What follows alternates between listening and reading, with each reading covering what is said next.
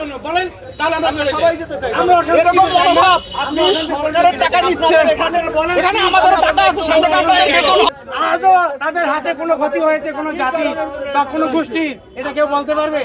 আমরা কিন্তু সেই সভ্যতার পরিচয় দিচ্ছি। আপনাদের বাবারা, আপনাদের চাচারা কিন্তু আমাদের সঙ্গে চলাফেরা করে, আপনারাও কিন্তু আমাদের সঙ্গে লেখাপড়া করেছেন। আপনারা কিন্তু দেখেছেন যে হিন্দু সম্প্রদায়ের লোক কতটা ভদ্র হয়। আমরা এই পর্যন্ত কারোর সঙ্গে কোনো অসভ্য আচরণ করি নাই, আমরা করি নাই, আমরা করতে চাইও না,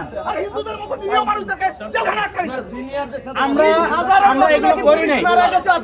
শুনছেন যে কোনো হিন্দু লোক একটা পুলিশের উপর আক্রমণ করছে, এরকম কোন নিউজ কি আজকে পর্যন্ত আসছে?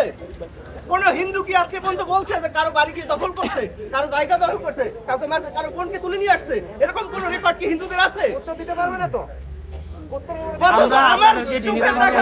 আমার পাশের বাড়িতে তথ্য আমাদেরকে বলুন যে প্রভু এখানে আছে কি নেই। এতগুলো লোক আছেন, আপনারা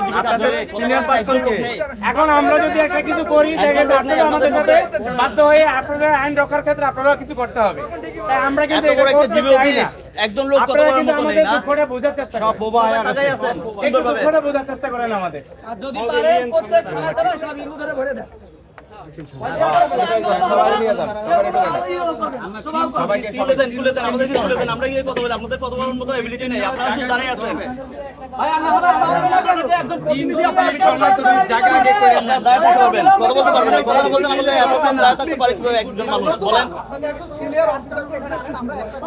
নিলে হবে, আমরা আরো 3 কোটি আছে, সবাইকে নিতে হবে। আপনারা কিন্তু আসেনি। আপনাদের মধ্যে কেন ভাই? আপনাদের মধ্যে কি একজন লোক নেই ভাই? একজন লোক কথা বলতে পারে না আপনাদের মধ্যে? আমরা কিন্তু সব লোক মারা গেছে, ঘুরে অবস্থান করেছি। জীবিকা করে সব লোক মারা গেছে, একজন লোক নেই কথা বলার মতো। আমরা গেটের সামনে কিন্তু এখনো পর্যন্ত আসিনি, এই মাত্র আসলাম, আর পাচ্ছি না যে আমাদের এই শাহবাগের ভিডিও কোথায়? শাহবাগের ভিডিও কোথায়? কিছু বলবে কমান পয়সা ভিডিও কোথায়? ভিডিও কোথায়? কিভাবে মারতেছে, কিভাবে ওদেরকে মারতেছে আপনারা দেখেন, মাথাগুলো সব ফাটিয়ে দিয়েছে। এখন আমরা কিন্তু এটা কিন্তু আমরা শান্তিপূর্ণভাবে এখানে দাঁড়িয়ে আছি, শান্তিপূর্ণভাবে দাঁড়িয়ে আছি। বিবেক নাই ভাই, শুরু হইছে আমাদের বিবেক নাই। আপনারা চিন্ময় প্রভুকে আটকাইতে গিয়ে আরো কতগুলো মানুষের মাথা ফাটাইলেন, শুধু শুধু সারা লাগে।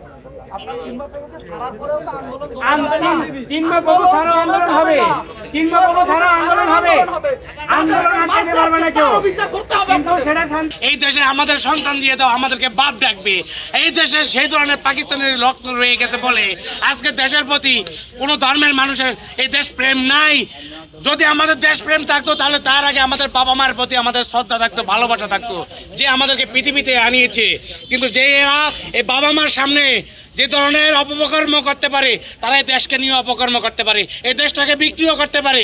কিন্তু আমরা শুধু জানতে চাই, আপনারা যারা এই ধরনের সামনে থেকে দাঁড়িয়ে আপনারা বিভিন্ন লাইভে বলতেছেন হিন্দুরা আমাদের ভাই, আমাদের হিন্দুদের সাথে চলতে চাই, তো এটা তার প্রমাণ? এটা কি তার প্রমাণ? এটা কি সেটা সেই শান্তিপূর্ণ দেশ হতে পারে? সেই স্বাধীন দেশ 1971 সালে সেই স্বাধীন দেশ হতে পারে? 5ই আগস্টে কিসের দেশ স্বাধীন হয়েছে? এই দেশের মানুষ কি কোনো কথা বলতে পারে? দেশের ভিতরে কিছু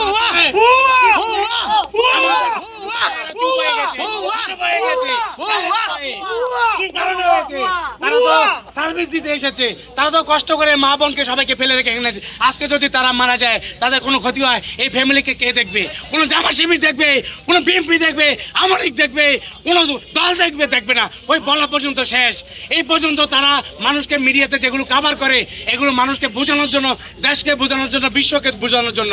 যদি তারা এটা না বলে, তারা অভ্যন্তরীণের ভিতরে শান্তি শৃঙ্খলা ফিরানোর জন্য চেষ্টা করতো, কাজ করতো, তাহলে দেশে 5ই আগস্ট কেন, আরো এরকম 5ই আগস্ট হলে দেশে অশান্তি সৃষ্টি হতো না।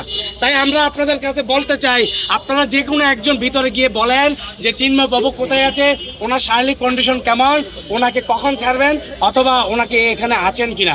আমরা এখনো পর্যন্ত আপনাদের একটা দেওয়াল, একটা পুলিশ বাহিনীর হাতে গায়ে কিন্তু আমরা টাচ করিনি। আমরা এটা বুঝাতে চাই যে আমরা নীরবে প্রতিবাদ করতে চাই। আপনারা শুধু আমাদেরকে বলেন যে এখানে এই তথ্যটা আছে, আমরা দিয়ে আপনাদেরকে সহযোগিতা করতে চাই।